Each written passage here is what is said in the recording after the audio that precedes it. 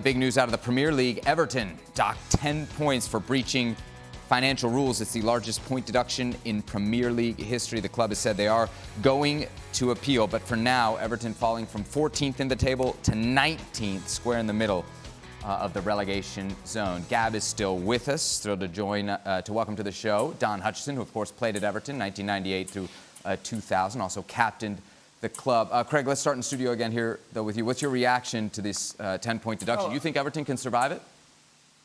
Yes, I do, because shall I use that word governance again? Because there's a lot of garbage in the bottom of the Premier League, and I think that could be the salvation for them, particularly the teams that came up, Sheffield United, Luton Town, and Burnley, who have all struggled to pick up any points, and it looks as if that's going to carry on, whilst actually Everton have started to look a little better in the last few weeks. So I think they can.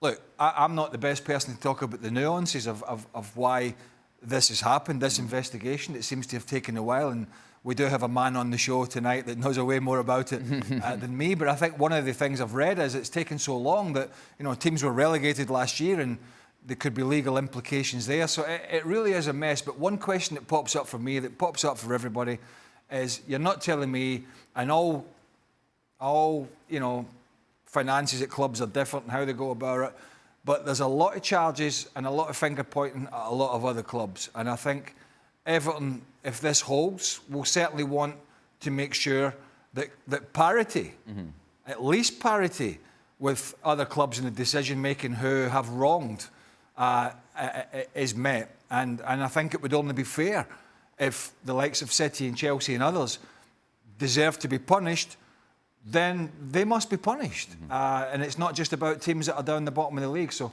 a bit of a can of worms, but we'll see what comes out of this. Craig, you didn't want to go into the nuances of the investigation? Because I don't know the nuances. I'm glad you spared us. Let's get those nuances from Gab Marcotti. And Gab, also, what do you think the ramifications will be for Manchester City and a Chelsea?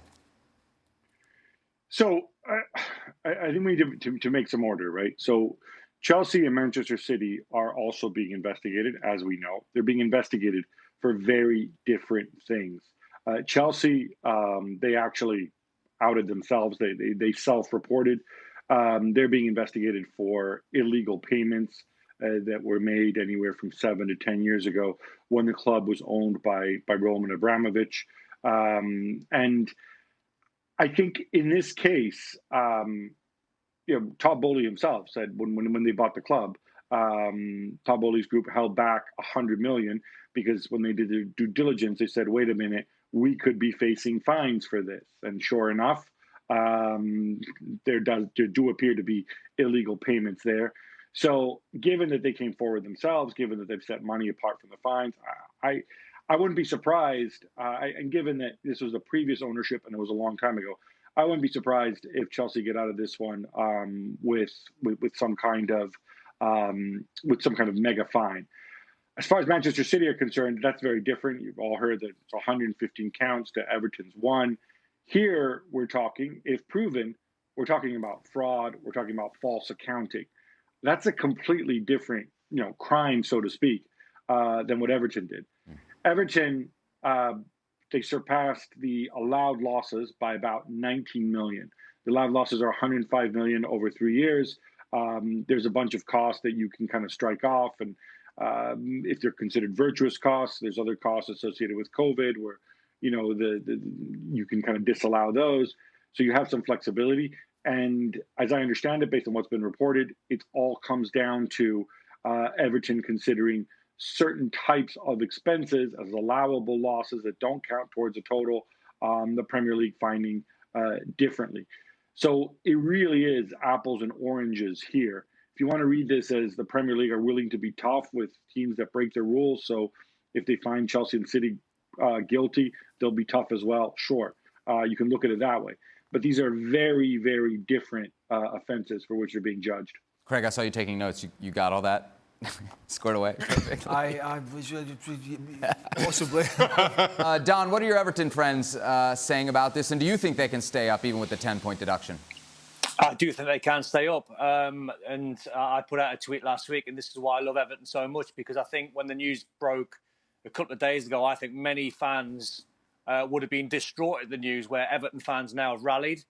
They're coming together. They're trying to make a noise. They're trying to stand for their club. They feel very, very unlucky because what I must stress on top of exactly what Gab stated there, and he's right in terms of the money being £19 million over, there was no sport and merit gained. Everton are sort of doubling down on saying, listen, and I think the authorities as well have signed that off to say, listen, there was no sport and merit. It was all stuff to do with things off the pitch that is beyond my pay grade. I understand, and I spoke to people on the ground this morning, but I wouldn't want to get myself into any trouble. But I do think they can stay up. I think the form that they've been in, only one loss in 5. What the Everton fans have said to me today, and what my friend who works at the club said, is they're going to try and turn Goodison into a bear pit. They're going to make it really hostile.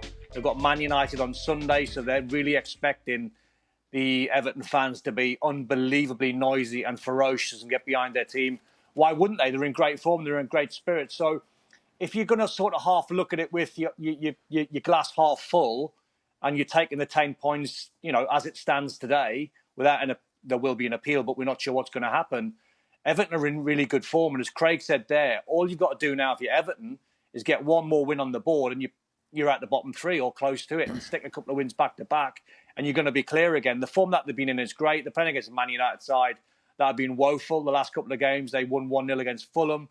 They beat Luton 1-0, haven't been great. So it's going to be a great atmosphere, and I think the Everton fans are going to get behind their club. If there's a season to take a 10-point deduction, it would be hard to argue there's a better one to do it in than this one, bearing in mind the teams that are down the bottom. So we shall see how it all pans out.